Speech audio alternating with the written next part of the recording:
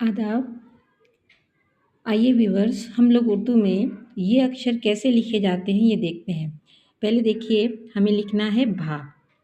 तो हम क्या करेंगे, हम करेंगे बे के साथ दो चश्मे को ऐड कर देंगे, जोड़ देंगे, तो वो हो जाएगा भा।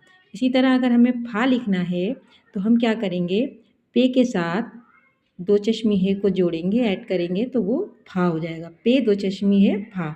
अगर हमें था लिखना है तो हम क्या करेंगे, ते के साथ दो चश्मी है जोड़ के था बना देंगे।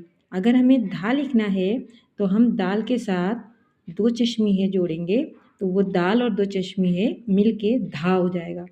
अगर हमें छा लिखना है छतरी वाला, तो हम चे लिखेंगे, उसमें दो चश्मी है जोड़ेंगे, चे में दो चश्मी है जोड़ देंगे, वो छा हो जाएगा।